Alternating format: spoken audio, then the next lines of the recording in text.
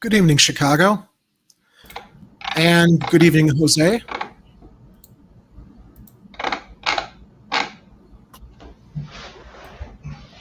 Jose, can you hear me? Hello? Hello.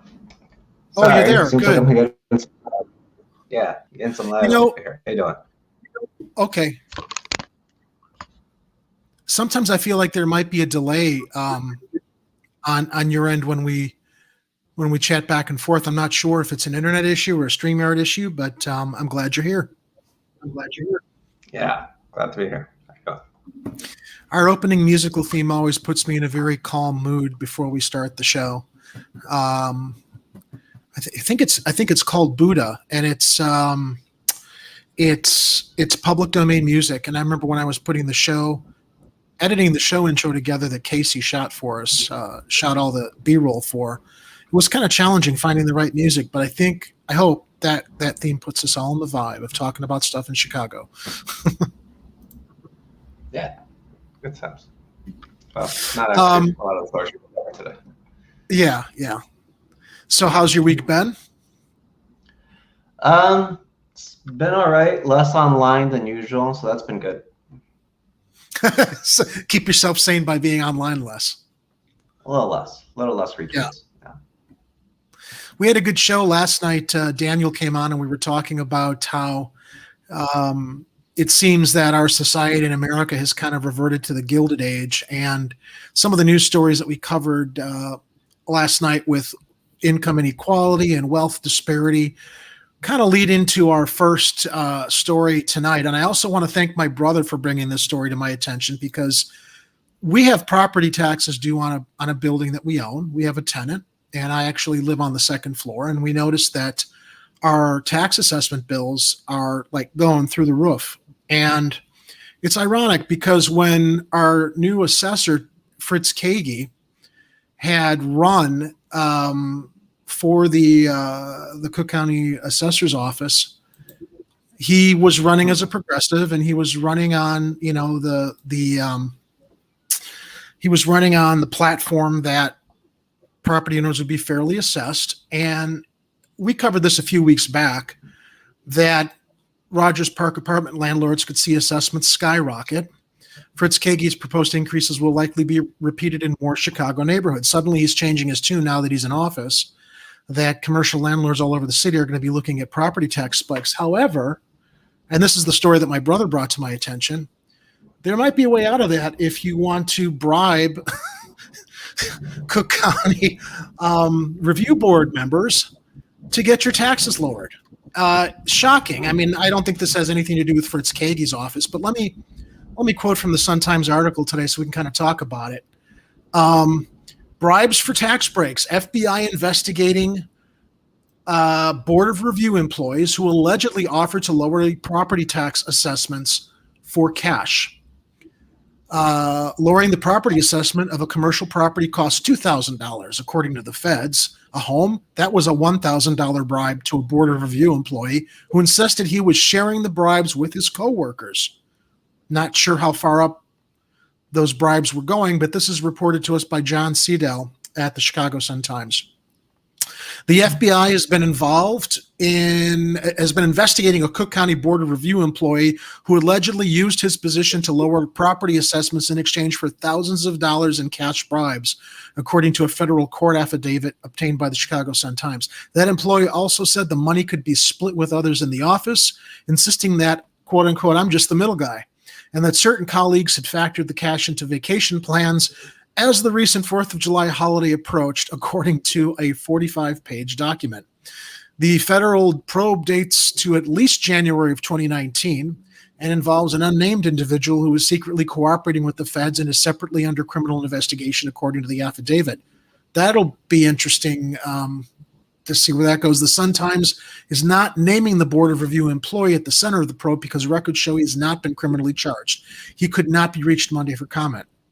The revelation of alleged corruption could deal another blow to public confidence in Cook County's property tax system, just as tax bills are supposed to be hitting mailboxes.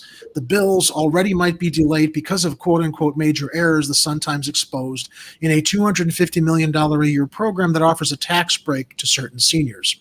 The Board of Review employee at the center of the Fed's investigation allegedly offered to have property assessments lowered for bribes, $2,000 for every commercial property, $1,000 for every residential property.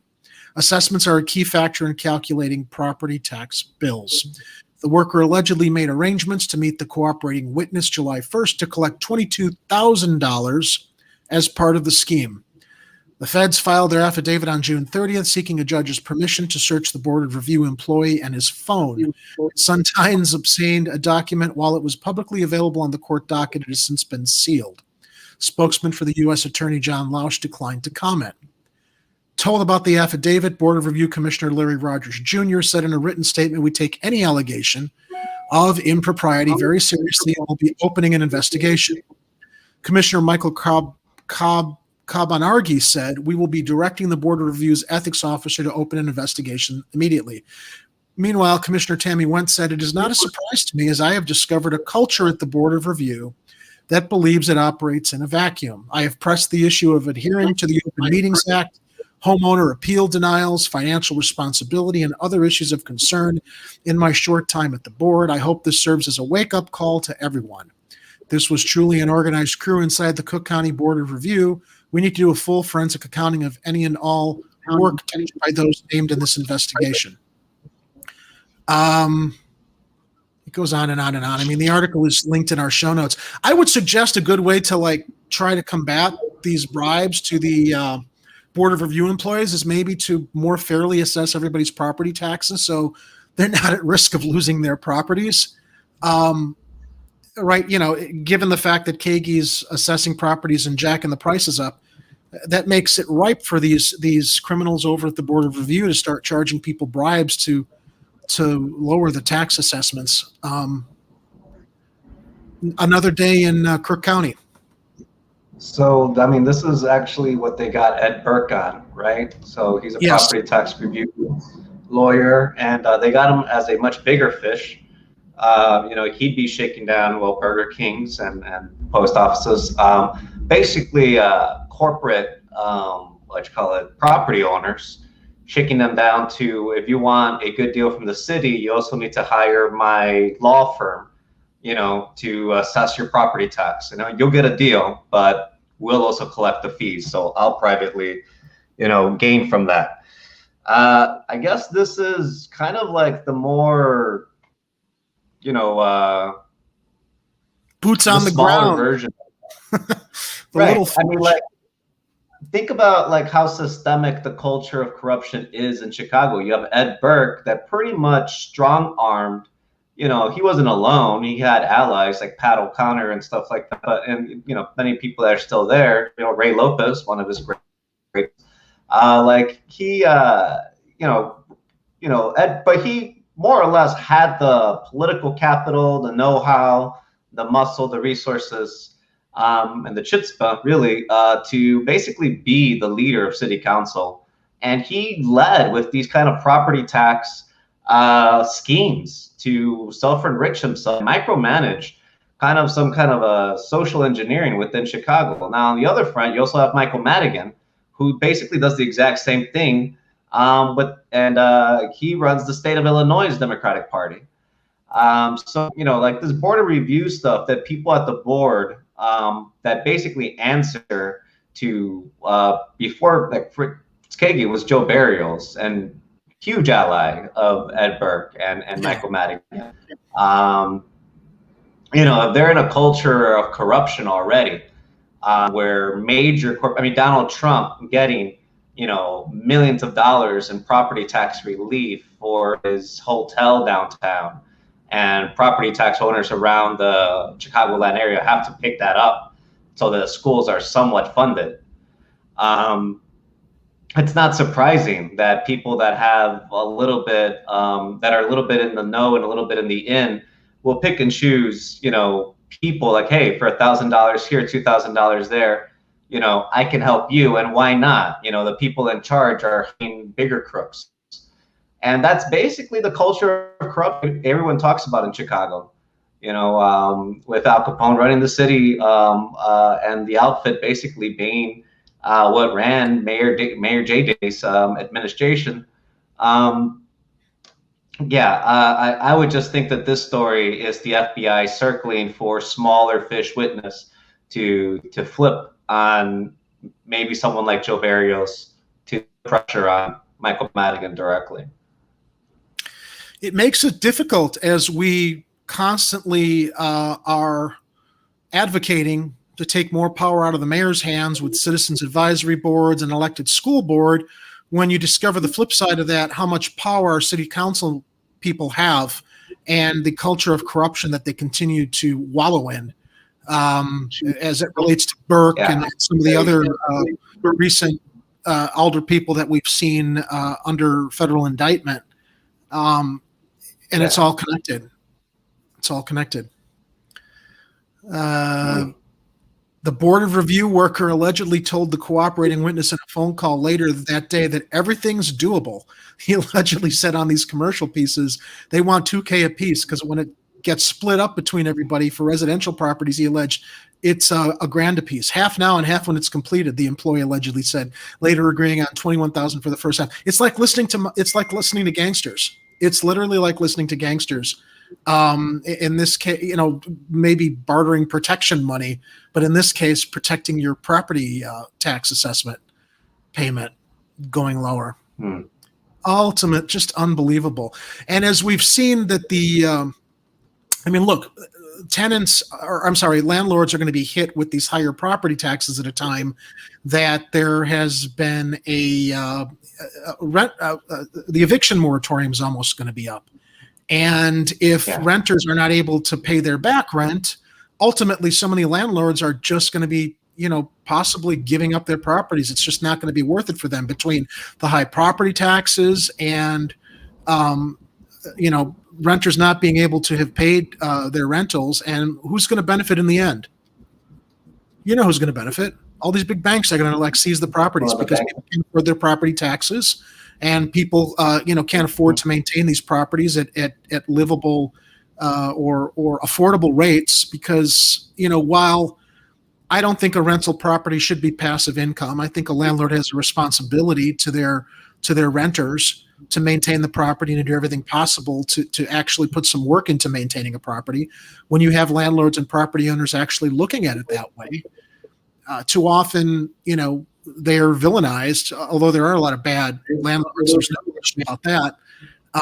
Ultimately, when you look at this property tax increase and what it's led to with these lower level employees bribing people to make owning a property affordable to begin with, it's crazy.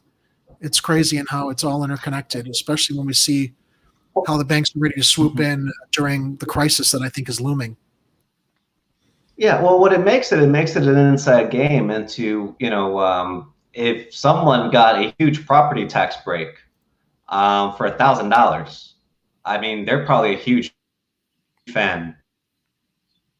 I guess the question, and I guess the question too, Jose, is maybe I'm not thinking of this right. I'm thinking of an individual landlord that maybe owns a 2-flat or a multi-unit building. There, and what you're talking about here is probably true. We're talking about big commercial properties that can afford to pay their fair share of property taxes that are getting out on a bribe, while everybody who's at a more middle class level trying to maintain the properties can't keep up and maybe not even be able to afford that kind of a bribe. Not that that's something that they should do. I don't know. I think like a 2-flat owner, he lives in one, rents the other property. If they can get a better deal for $1,000, and that's like a clockwork thing, they're probably a huge fan of the Chicago system.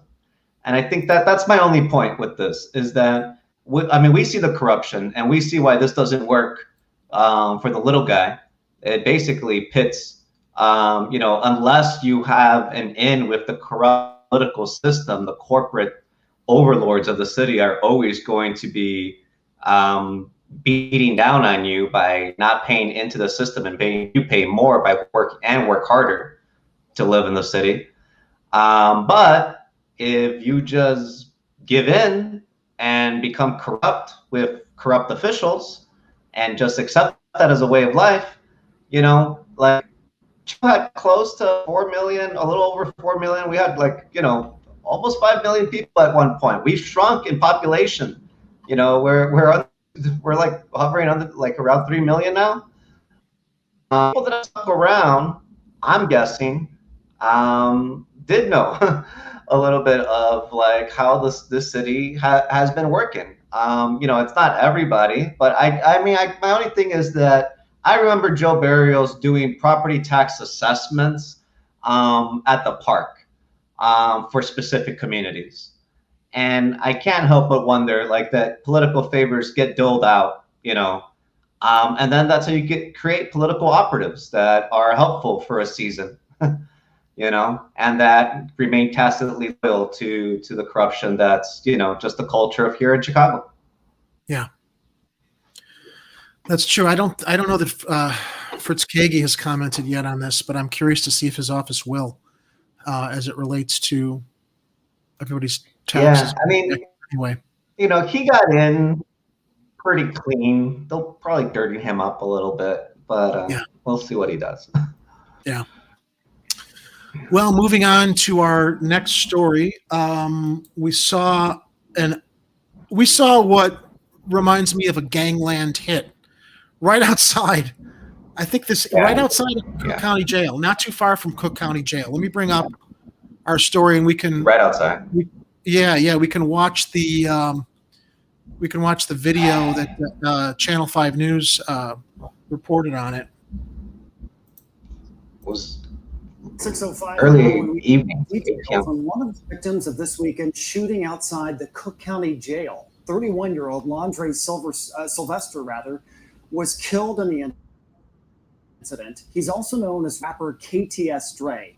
The Chicago Tribune reports he had just been released from jail. Police say he and a 60-year-old woman were walking when two unknown attackers exited a vehicle and fired shots at both of them. The woman Sylvester was with is in good condition at the hospital. So is a 35-year-old bystander who was hit in the face by a stray bullet.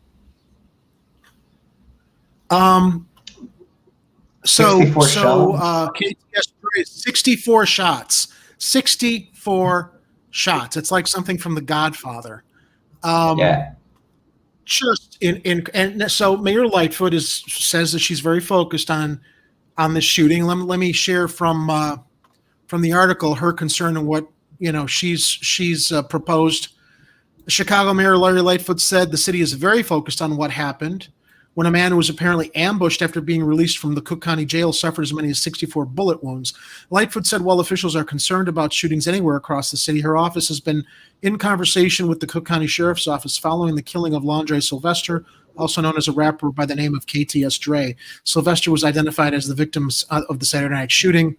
Sylvester had just been released after being fitted with an electronic monitoring and was walking to a waiting vehicle when several suspects exited two separate vehicles and all began to shoot in Sylvester's direction, striking him numerous times, the police report said. A 60-year-old woman who was with Sylvester was shot in one of her knees. I believe I read it was his mother. Not positive on that, but one of the things I think I read on social media was the 60-year-old woman was related to him if it wasn't his mother, and was hospitalized in good condition, police said. A second woman who was in her 30s suffered a graze wound to her mouth. Following Saturday night shooting, the suspects re-entered their vehicles and fled the scene, police said, because, you wouldn't imagine that there was any heavy police presence right outside of Cook County Jail. Detectives are actively working identifying suspects and hopefully will have an arrest soon, Lightfoot said during an unrelated press conference. The killing comes amid a rise in shootings this year in Chicago and broader concerns nationwide about increasing violence. On Monday, Chicago Police Superintendent David Brown was among city and law enforcement leaders from around the United States meeting with President Joe Biden about efforts to reduce crime. Okay, so right off the bat, I'm thinking to myself, He's bailed out. He's released with the electronic monitoring, right? How the hell did these gunmen know he was getting out? I mean, it really, at least in my mind, plants a seed. I don't think he broadcast he was getting out. It makes me wonder if there was some kind of an internal leak. And then my second question is, why are rappers shooting each other all the time? Why are they killing each other? I actually jumped onto Google to research this, and I know that there's a lot of, it's not competition. There's a lot of, it's like rap culture. It's like they're in competition with each other, and some of them might be involved in illicit activities.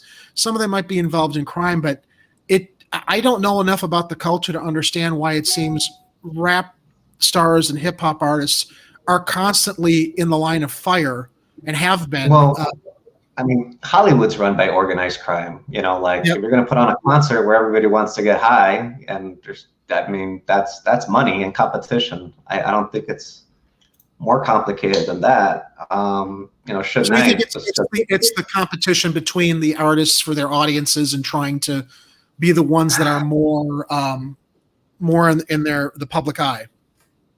And I do. I mean, we play with conspiracy theories more in this show than other channels, and because it's Chicago, I valued what Edward Snowden wrote about, that we should be in discussion of conspiracy practices, kind of like what we're talking about with this property tax thing in Chicago, which is kind of an open secret.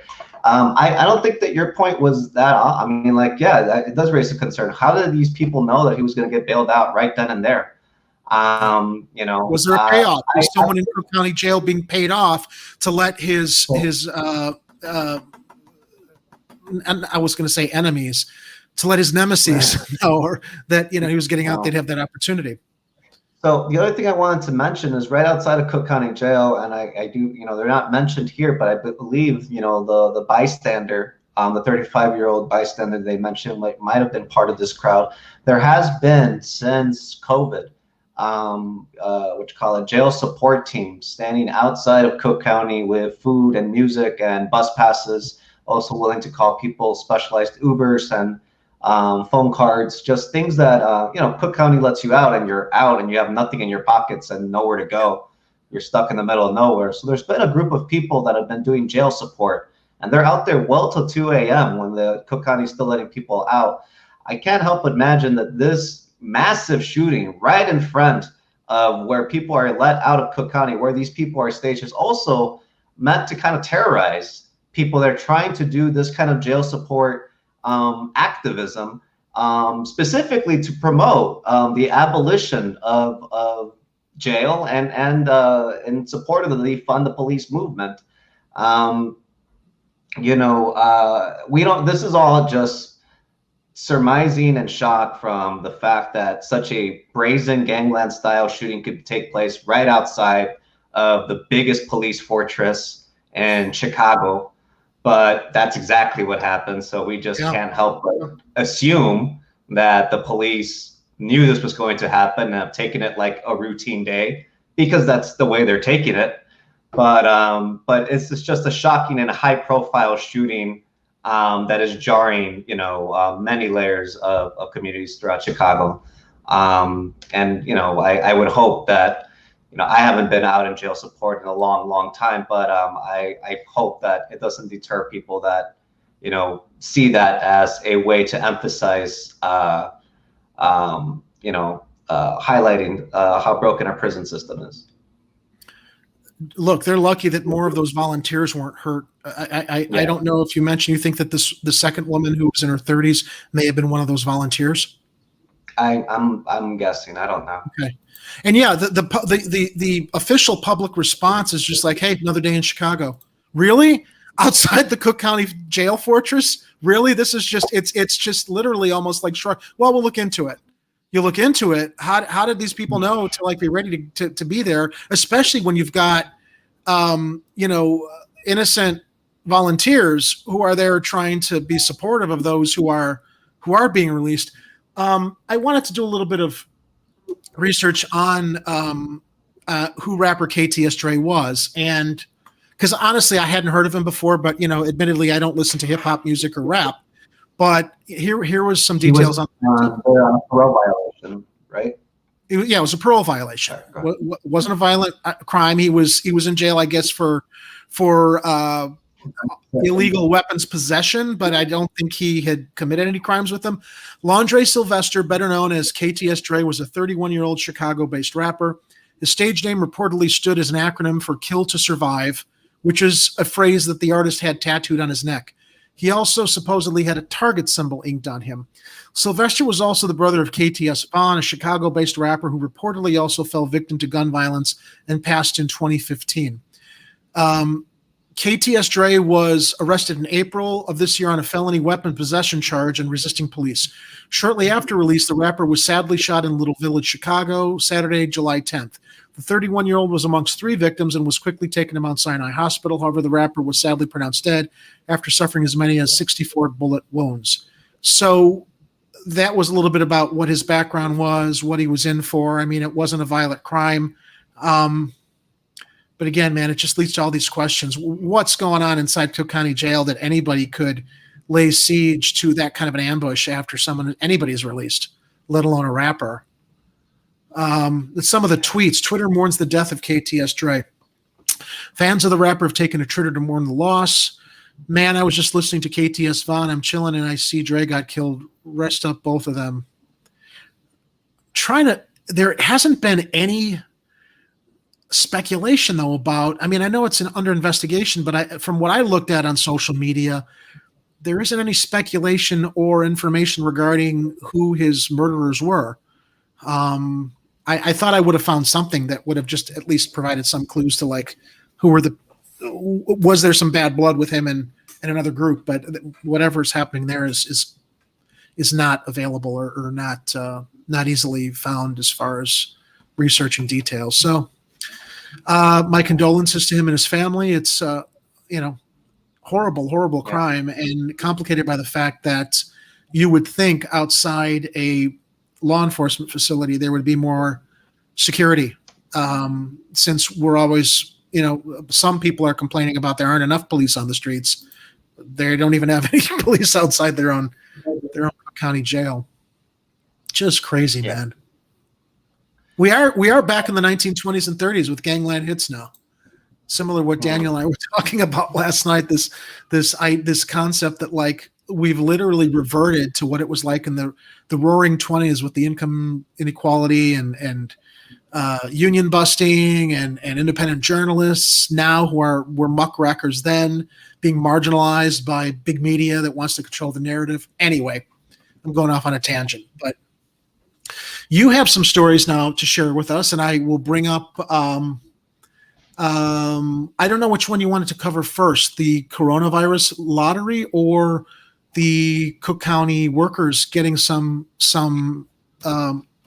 relief in their strike efforts. Well, I did want to give an update on Mexico, but why don't we do the coronavirus? Why don't we? Yeah, actually, I'm sorry. I didn't have a link for that because when I didn't have a link to put in the show notes because I think it was something that you had researched you knew more of the details on. So yeah. Why don't we do that update, and then we can move on towards the tail end of the show with the good news about the Cook County strikers getting some relief. So I hand it to you. Yeah. So I'm gonna share the story. This is kind of a concern that's developed. Last time we talked about the developments around the governor of Tamaulipas, Cabeza de Vaca. He has a federal arrest warrant out for him, and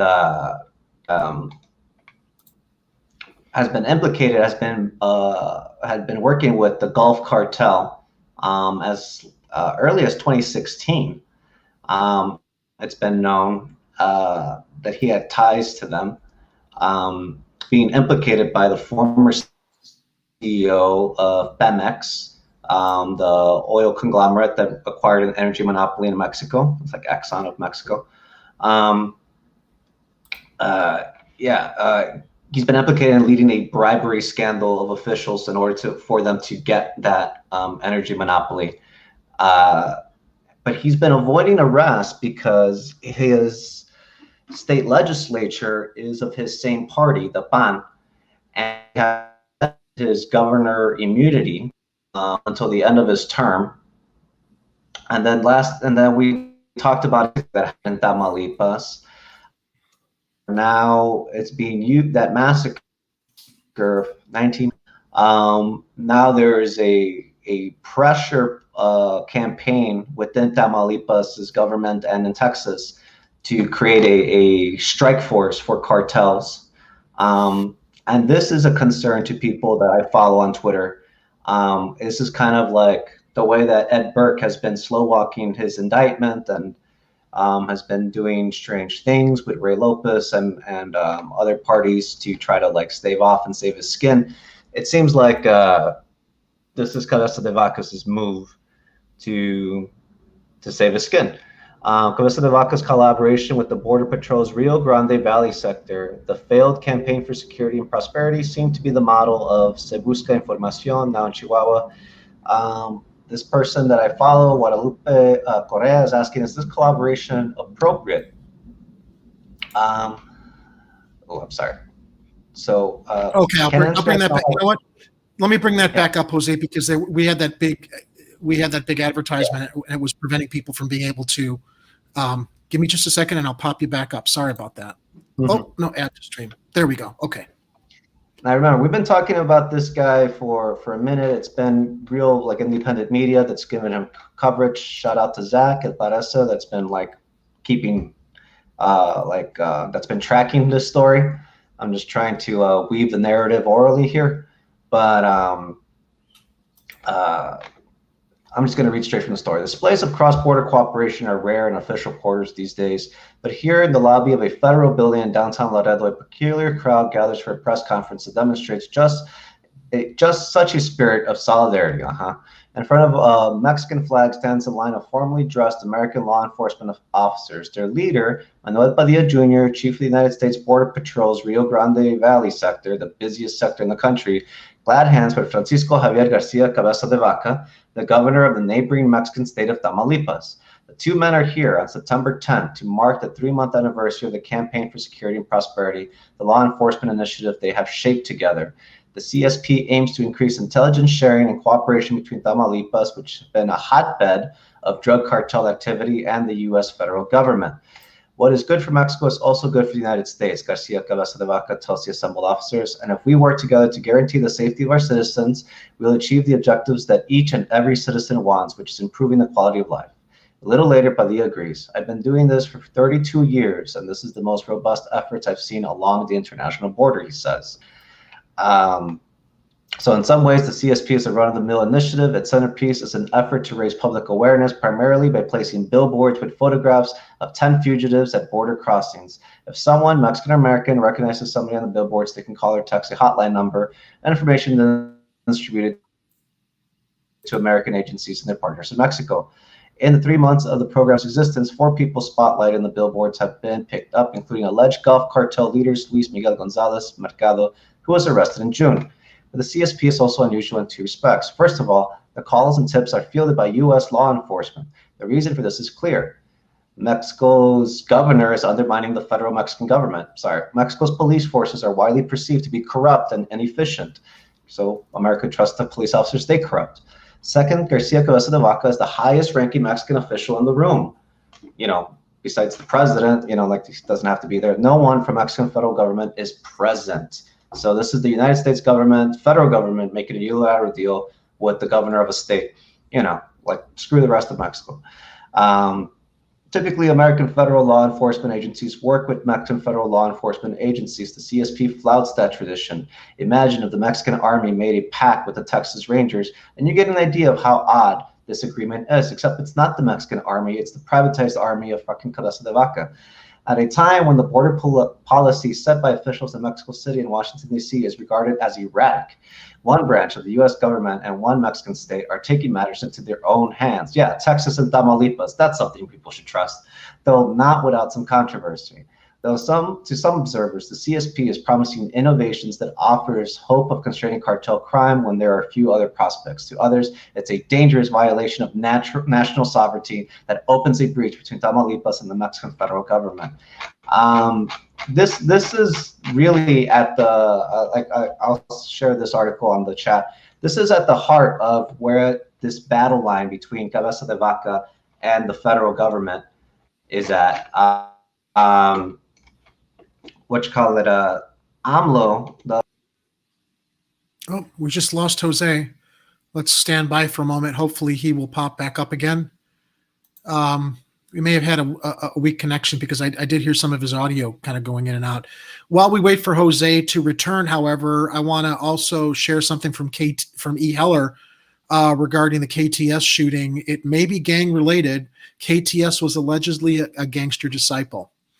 Arturo Medina, thanks, Art, my buddy, chiming in here. It might be fair to say the rap community already knows who did the killing. Yeah, I would not be surprised if that was the case. Okay, we got Jose coming back in. I think. There you are. Sorry, buddy. Hey. You dropped out. Sorry about that. No problem. Do you want to bring your screen up again or try bringing it up again? I was going to bring up a different article, but yeah. Okay. Standing by so for your I was basically screen. Just like, I wanted to share that Texas Observer article. Yeah. You see, you know, it's not a done deal that any justice will be seen, any good guys are going to win. There or here in Chicago, it seems. Right. Mere reflection, corruption there. But the big thing is, for me, again, my thing has been that AMLO ran explicit on this. He ran on a lot of the big thing that he's making happen, besides some social security help, helping some seniors, you know, some other things that people call them handouts to the extremely impoverished and Mexico. Besides a couple of those things, you know, he has made a few mistakes. You know, I'm not here to stand anyone, but he ran explicitly on this.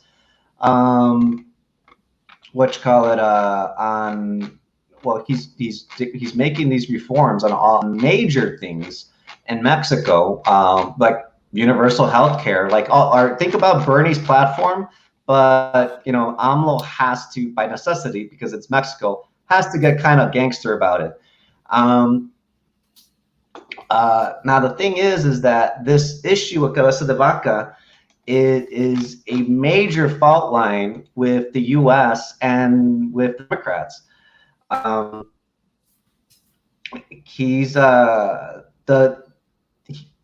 He's running.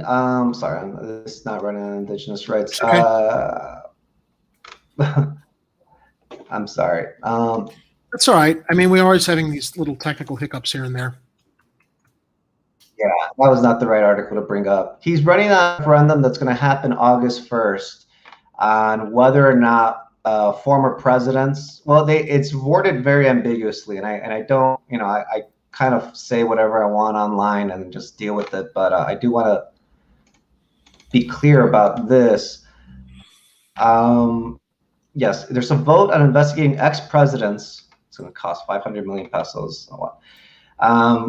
So former Vicente Fox, all the former presidents, former party, the power establishment of Mexico is extremely anxious and about this vote. Many of them publicly against it, but everything has been done to the letter of the law, to the point where they can't stop the vote. So they're complaining about how much it's going to cost, what a waste of time it's going to be, and that people are not even going to participate. So like, don't participate. This is really shaking up Mexico, and it's a huge precedent for democracies everywhere around the world. This is going to be a national referendum vote where the public will vote whether they will be in agreement with the current presidential administration prosecuting former administrative leaders for unconstitutional crimes. So, like, it sounds good, but imagine if Donald Trump did this. you know? And like people would be excited. Oh, he's going after Obama. He's going after George W. Bush. He's going after the Clintons, you know? But is he consolidating his power, you know, like to be a dictator? There's reasons to be concerns about like what this could imply, but if keeping an eye close to Mexico, this is really on the side of the angels, in my opinion. This vote has to cut, and the public is totally for, you know, prosecuting former administrative officials. Now, the cartel war started by the PAN party, and what this situation with Cabeza de Vaca that I've been trying to share kind of indicates that the PAN kind of had a Whitey Bulger situation. Do you know Whitey Bulger from Boston? Yeah. You know, like in Boston, they did the film Black Mass. Black Mass. Fantastic movie, yeah. So you saw how the FBI tacitly protected him if he gave up the Italian Cosa Nostra's national network, right? Yeah. But it kind of gave him carte blanche to run scenes in Boston however he wanted. That's kind of what has happened with the Gulf Cartel and Felipe Calderon's war on the cartels. And PAN officials are heavily implicated in facilitating this. Number one being PAN governor Cabeza de Vaca. So it's the PAN party that has been like pretty gung-ho about, hey, let's work with Texas and let's create our own personal police. And let's, you know, talk about this cross-national security team. And remember, you know, this is my crazy, quixotic, you know, Moby Dick hunting quest of like, you know, Ed Burke bragged about how much he helped Vicente Fox, you know, normalize Hispanic politics and be an entrenched ally here in Chicago. And the socially conservative Latino scene here in politics here in Chicago, I can't help but, you know, most of the Latino population comes from Tamaulipas, from Michoacan, from Jalisco, from the places that have seen the most increases in violence during the cartel wars that Felipe Calderon started. Last two things I'm going to share, and then we'll move on. It's actually my Facebook page here, just because I got the two stories right next to each other. But a poll was taken, you know, like the public is still trying to figure out what to do with this governor. Cabeza de Vaca is the second most unpopular governor in Mexico at the time. He's 31 of 32 most popular, well, least popular governors, with over, I believe it was like only 30% of the population supports him, approve of his performance. 7 out of 10 disapprove in the way he has governed them, and many of those people also are anxious about why he is not arrested if he's already been implicated in very serious crimes. So the public in Mexico is aware, but again, you know, there's an official narrative that corporate media normalizes and that is backed up by a police state. And then there's this citizen journalism that we try to do here. The other thing, and this one is much, you know, much bigger deal about all this. Sorry. 5 years after a mass grave in Matamoros was discovered,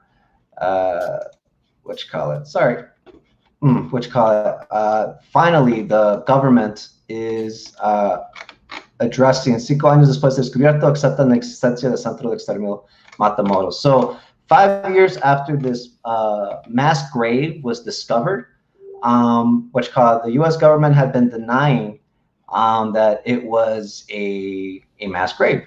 5 years after the discovery of the site, the Mexican government accepted the existence of the extermination center for people in the area known as La Bortolina, Tamaulipas, from where it has collected half a ton of charred bones. The head of the National Search Commission, Carla Quintana Osuna, reported that the federal and state prosecutors have worked for 5 years in the processing of the land located in Matamoros, come on guys, about 12 kilometers from Brownville, Texas, United States. From 2017 to May 28, at least 500 kilograms of calcined bone remains have been recovered. At first, the Tamaulipas Attorney General's office intervened, and for a little more than 2 years, the one that has been processing the place of the extermination is the Attorney General's office, together with the National Search Commission, said the federal officials. Attorney General's office is the one prosecuting Cabeza de Vaca. The Corpse Incineration Destruction Center was discovered by elements of the National Defense Secretariat, SEDENA, and the State Attorney General's office in April 2016 during the 6 terms of Mexican Presidente Enrique Peña Nieto. And with 5 months to go, so that administration Tamaulipas Governor Egidio Torre Cantu ended. Newspapers reports from El Mañana de Reynosa published at the time indicated that military personnel found the site on Wednesday, April 6, 2016, and 2 days later, they detected the exact terrain at the foot of a lagoon near Baghdad Beach. According to federal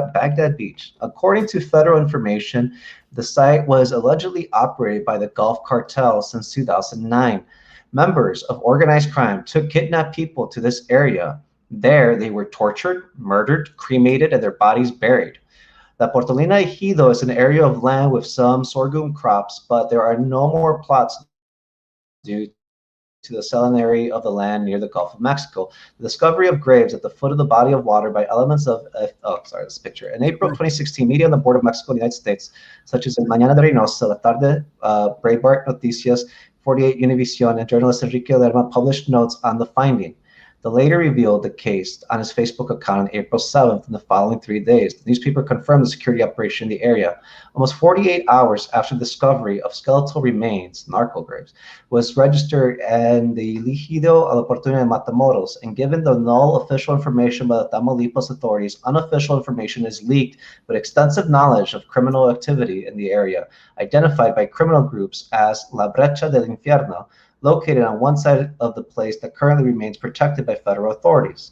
Geographically, this sector is parallel to the coastal city of Puerto Isabel and Cameron County, Texas, reported Lerma, a journalist for Noticias 48 Univision, on April 8, 2016. A day later, El Mañana de Reynosa presented a note with details of the findings.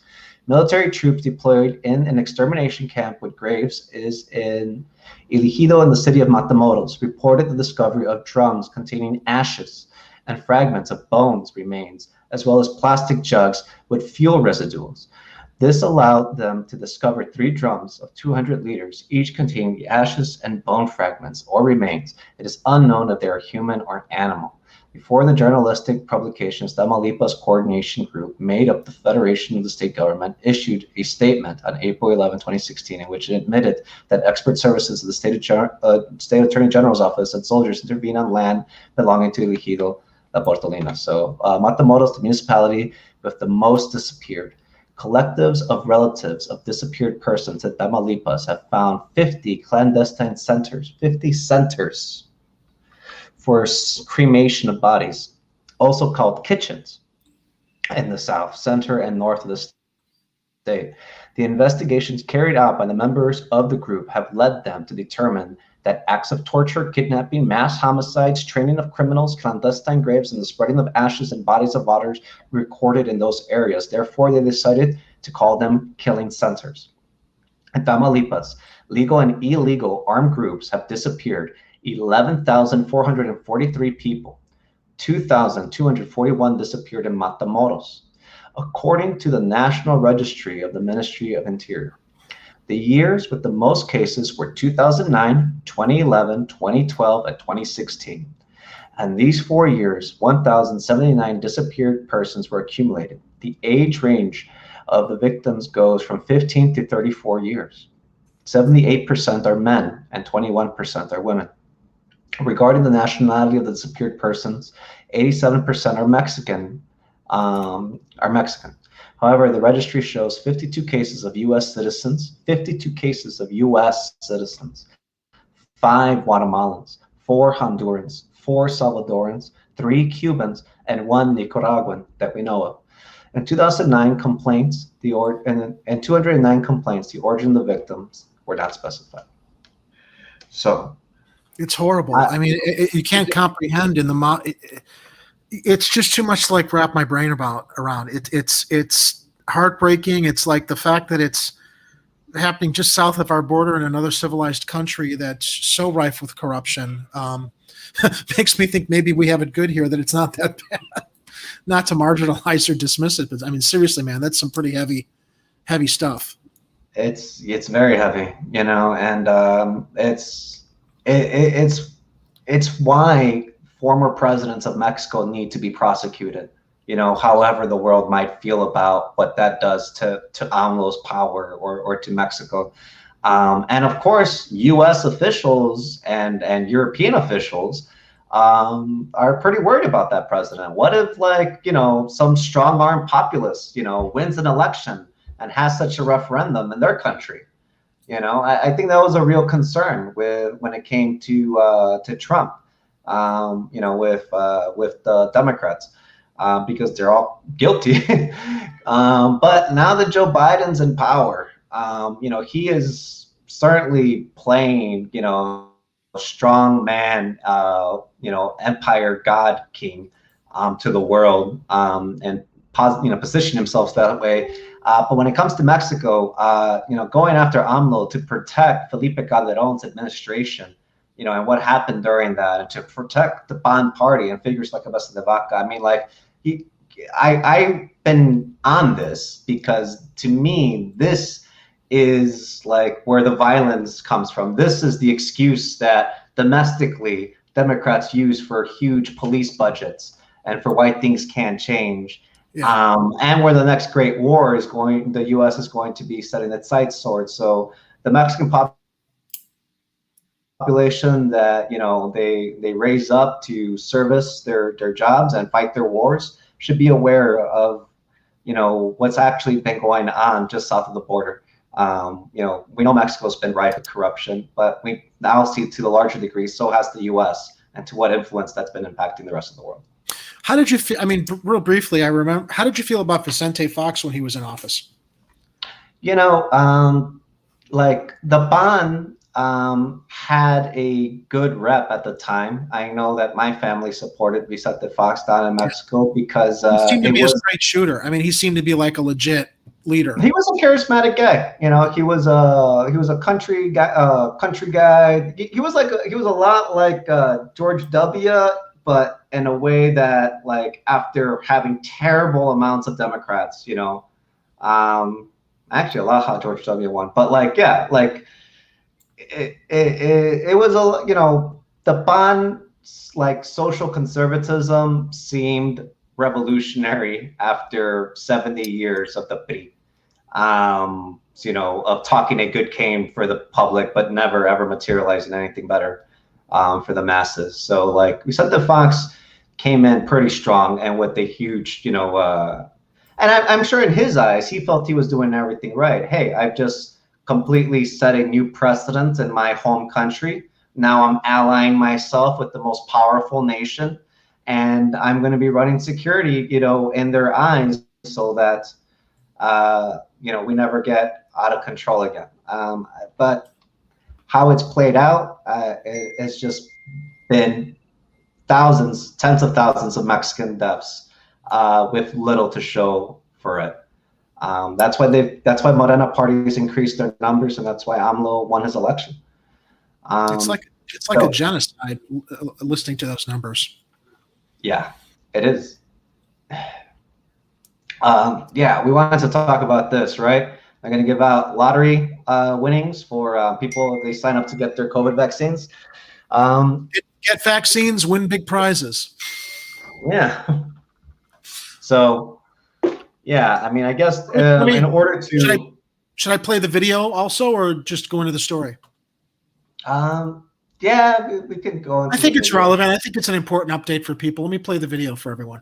Cool.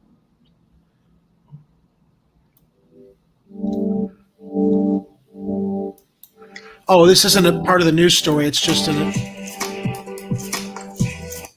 All right, let me play it from the beginning. Okay.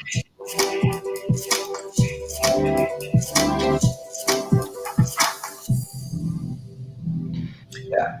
It actually is related to the story because of the travel advisory and the need for people to be vaccinated. Right. I think we made it like 70 days or something without the travel. Yeah. 2 months about, a little over.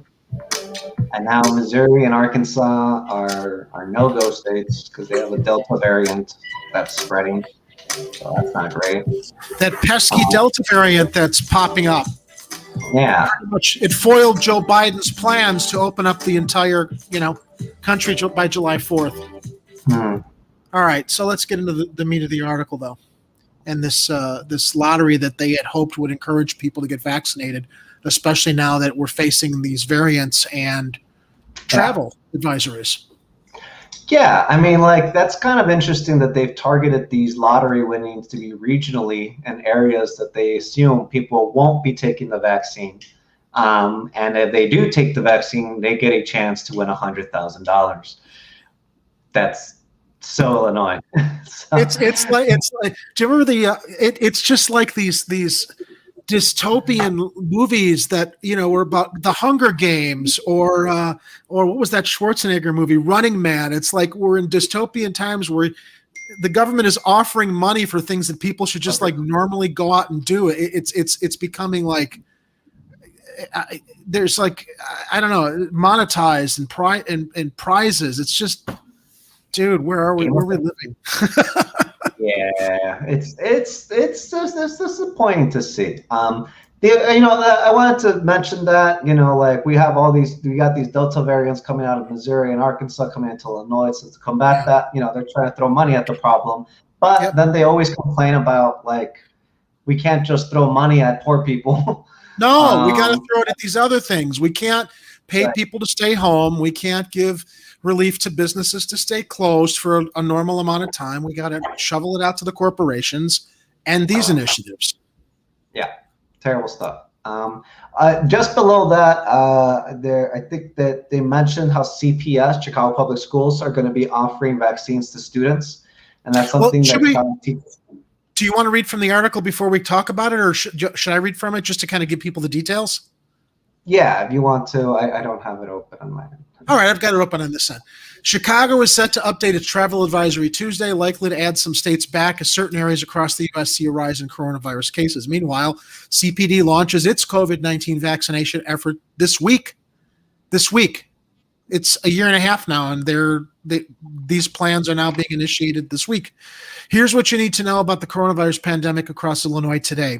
COVID by the numbers. Illinois Regency's positivity rate quadrupled in the last month. Areas of western and southern Illinois are seeing increases in positivity rates and coronavirus-related hospitalizations in recent weeks, continuing a recent trend that's seeing COVID metrics slowly on the rise in many areas. And I would think that that's not inconsequentially related to the city and the state reopening. In Region 4, located near St. Louis in southwestern Illinois, Oreo, get your tail down. The positivity rate has more than quadrupled in the last month, rising from 1.8% on June 11th to 7.5% on July 10th, according to metrics from Illinois Department of Public Health. A recent trend of increases in COVID hospitalization has eased in recent days, with the number of hospitalizations remaining steady or decreasing on 4 of the previous 5 days, and ICU beds availability has also steadied after a decline earlier this month, with 31% of the region's ICU beds currently available. Now let's get to the travel advisory. City adds 2 states back to the list as COVID cases rise. Chicago has updated its travel advisory Tuesday, adding 2 states back to the list, anyone entering the city to test negative for COVID-19 or quarantine upon arrival, as the U.S. continues to see a rise in the cases. And those states are, as you mentioned, Missouri and Arkansas. So, yeah, that comes from Chicago Department of Public Health. We are doing very well right now here in Chicago, but across the whole U.S., cases actually are up a little bit, right? They're up 5 to 10% across the whole country. Chicago Department of Health Commissioner Dr. Allison Arwady said during a Facebook Live broadcast last Tuesday. Arwady's comments came exactly 1 week after Chicago turned its emergency coronavirus travel order into an advisory after no states were on the list requiring travel restrictions for the 3rd consecutive update. Now, Oh, all right. So here's where we get to the lottery. And I guess that winners were picked. 100,000 Illinois vaccine lottery winners chosen from Chicago to Quincy and Springfield. 3 winners were chosen Monday during the first $100,000 drawing of the Illinois COVID vaccine lottery. This should replace the Illinois State Lottery if they really want to make an impact. Shut off the Illinois State Lottery and let's just do the COVID vaccine lottery.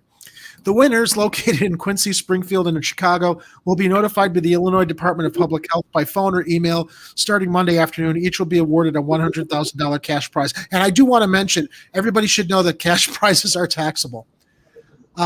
Illinoisans from those cities and counties should keep their phones on and check their emails regularly to find out if they've won, the Department of Public Health said in a statement. So now we get to the Chicago Public Schools angle that we mentioned earlier, that I said at the top of this story. They are just launching their COVID-19 vaccination effort this week. The article reports Chicago Public Schools launches its COVID-19 vaccination effort this week, transforming 3 high schools into clinics to inoculate students before the new school year begins in the fall. Okay, that's good plans. Officials with the nation's 3rd largest school district plan to offer full in-person instruction in the fall and want to vaccinate as many students as possible before classes begin next month. I just wonder how many parents are going to be adverse to this effort, because I know parents who don't want their kids vaccinated. They'll get a vaccination, but they're worried about how the vaccine might affect the health of their kids who've got other issues, which makes sense. But I perceive that there's going to be a big controversy once this goes into action next month. District officials said they are not in a position to mandate COVID-19 vaccines, but will ask families to submit COVID-19 vaccine documents, as is the practice with other vaccinations. Starting this week, the district will offer vaccines at 3 school sites for students and their families: Chicago Vocational Career Academy in Avalon Park, Theodore Roosevelt High School located on 3436 West Wilson Avenue in Albany Park, and Michelle Clark High School at 5101 West Harrison in Austin will be open Thursday. There are different days that the different clinics are going to be open. I'm going to scroll down the page for those who are interested in those details, but this is linked in our show notes. CPS reminded families. So they can't mandate students to be vaccinated but they're going to open the schools anyway. Yeah. So they're going to expose other students to unvaccinated students. Right. Because of parents that are anti-vaxxers, I would imagine. CPS reminded families that the vaccine is free and health insurance is not required to get vaccinated, nor is proof of citizenship. Good call. The sites will be able to administer 600 doses weekly. The district is also working with hospitals for vaccination events in areas with low vaccination rates and offering the shots at back-to-school events. So here's where I come down to this, Jose. Is this like a state issue or a federal issue?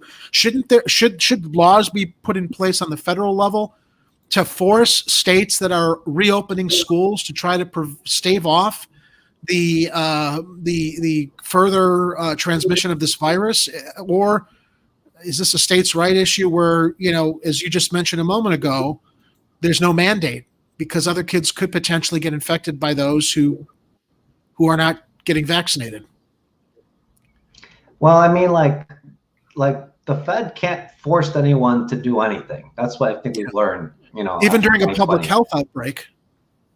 Yeah, like the most it can do is set guidelines and give money or not give money. And I wouldn't want the Fed not giving people money because they're being stupid. But ultimately, school districts are going to basically bend to the will of the parents. And if the parents want their kids in the school buildings, they're going to get them in the school buildings. I think this comes down to how much do parents feel safe about COVID? How much does this country feel safe about COVID? Trump is gone.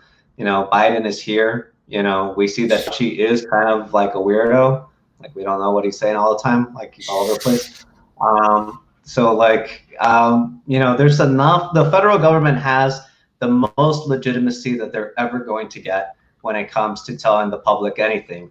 And I think that people are still within, their rights to not believe them and be skeptical. And the fallout from that, I think, is going to be what shapes the school year next year. And really, that's going to have a huge effect on the country. There's more in the article about the mask mandates, and I just pulled it up on screen. Illinois Department of Health fully adopting CDC mask guidance for vaccinated students as well. Let's see what the details say. There's a lot in this article. Yeah. I think that I much prefer schools with the masks on, to be perfectly honest. I think it does something. It calms people down. According to the or it freaks people out that politicize it. According to the new guidance, vaccinated teachers and students don't need to wear masks inside school buildings. Actually, I thought they were going to say you should. A change that comes amid a national vaccination campaign in which children as young as 12 are eligible to get shots, as well as a general decline in COVID-19 hospitalizations and deaths. For now, I punctuate that. The CDC is right, said Director Ngozi Ezeki in a statement. Vaccination is the best preventative strategy.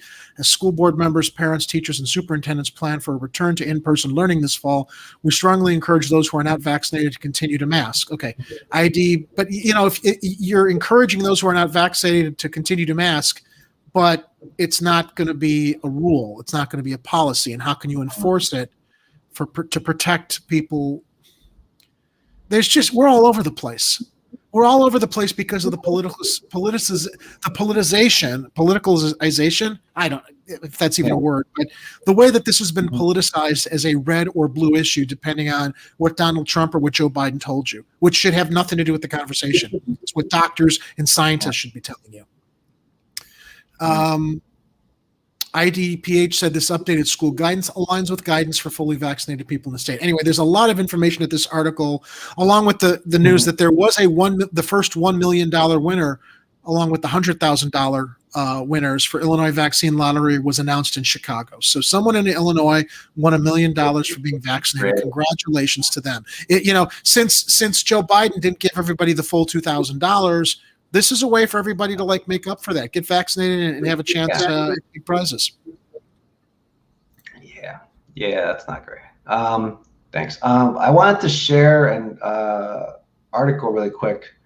Good call, Heather.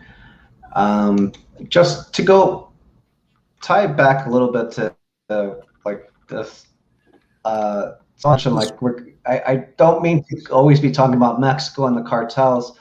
What does that have to do with Chicago? Because I just realized this would highlight kind of how they're tied. Wait, what? I share my screen right now. If you can just bring that up.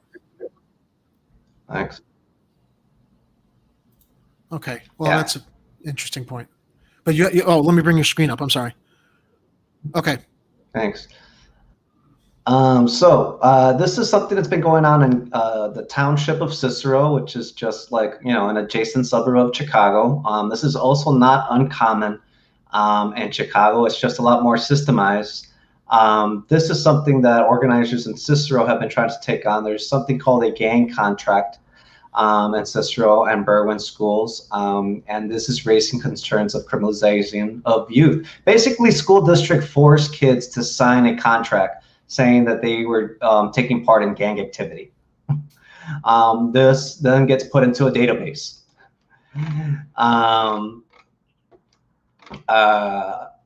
So this database then is a lot like the gang database of Chicago, which becomes the hot sheets for Chicago police to be like, who are we going to hassle and string up and shake down for information, because they're probably dirty. And if they're not dirty, they'll get dirty and they'll tell us something, and justify our budget. Now, there's been a lot of talks about designating the cartels as terrorists, cartel terrorism, narco terrorism. And Chicago's ground zero for the narco drug trade. Now, we're one of the largest, transportation hubs in the city. So even if it's not all being sold here, it probably passes through here on a train, on a truck, on a plane, through people that are driving through and making wholesale drops. Chicago's just a hub for that. If they're going to be designating cartel terrorism because of what's going on south of the border, the youth of Chicago are going to be adjacent to that criminalization because of their familial ties to the same regions that are going to be targeted. So that's why I stay up on the cartel news. because they'll be coming after the Chicago kids after that. But no, yeah, that's a good way to bring it full circle. Yeah, but I think we should maybe now close with this Cook County strike story. Yeah. Let's close with a feel-good story. The strikers that we've been supportive of actually got some traction, thank God. Yeah, and I mean, this was a huge strike. People were not out as much as I wish I could have been out there, but this is 18 days. That's huge for a strike after more than 10 Just months. Imagine if we had a nationwide general strike to force our elected representatives into what we need done with healthcare for all and education, and everything else. Right, Oreo? And I hope that SEIU 73 union organizers and workers will maybe come on independent media and talk about this, because we've had, SEIU 73 has been adjacent with CTU on their one-day strike. They also had a strike at UIC because that's the union for grad school workers. There's also the union for Cook County nurses. So we've seen this union have many strikes, but never all the sectors all together. But this was especially an important one because this was the Cook County nurses, the front line of public health in the city of Chicago after COVID, and 10 months negotiations with their contract, being forced to go on an 18-day strike. So just read from the article. After more than 10 months of negotiations, we have reached a tentative agreement with the county on most issues, ending the 18-day strike.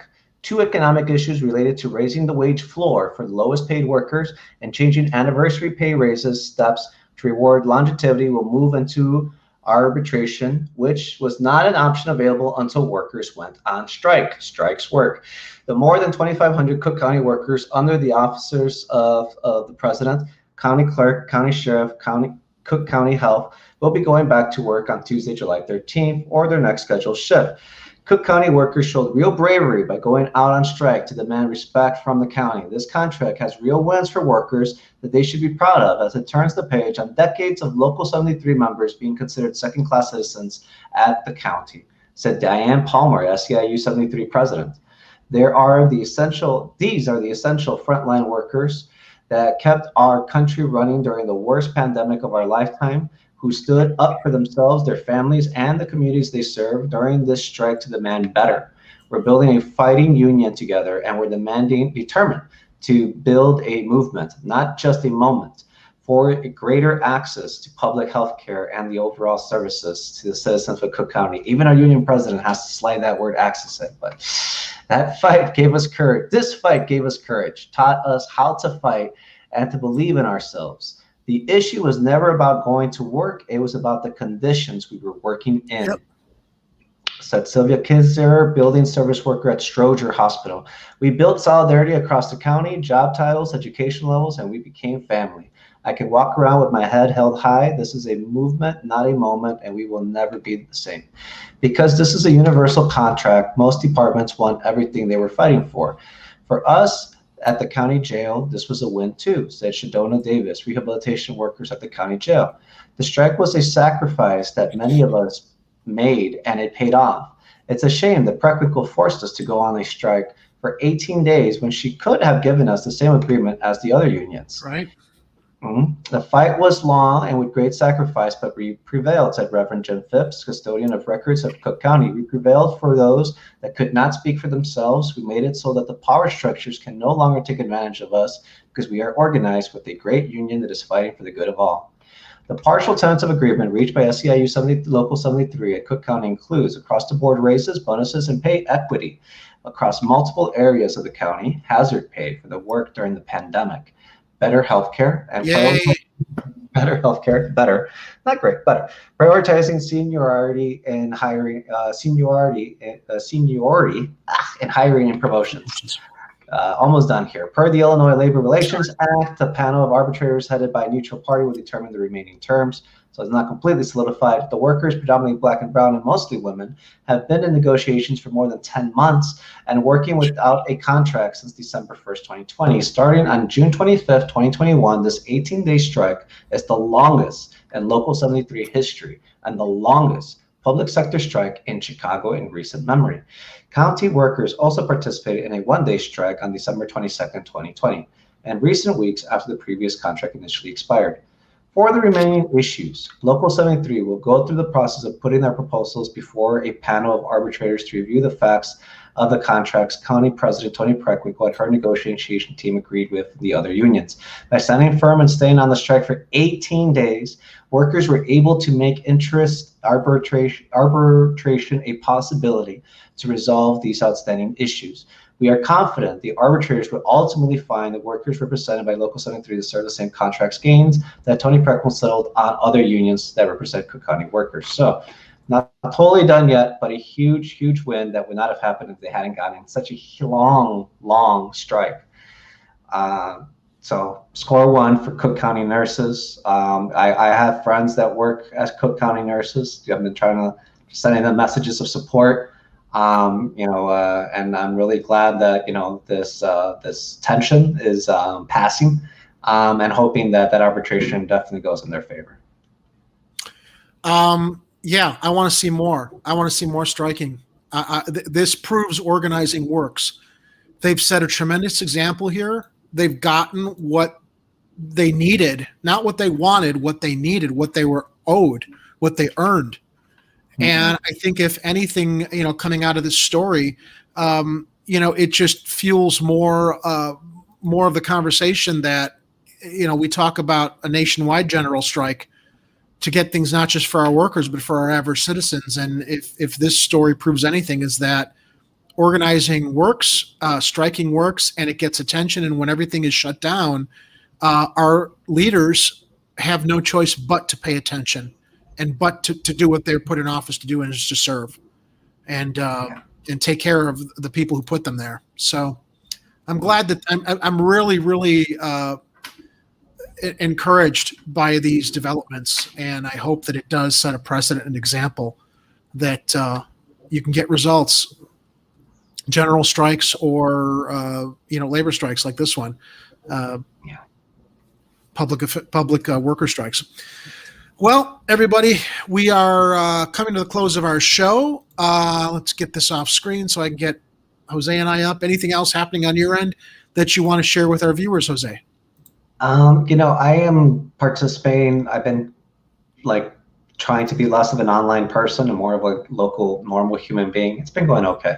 I've been going to be starting a new project, doing a bi-monthly podcast by a local community group, just talking to community members, nothing political. So that's the other thing. It's nothing political. It's just their, actually the first group is an activist, so maybe a little politics, but it's mostly about what their role in the community is. So that's going to be airing July 19th.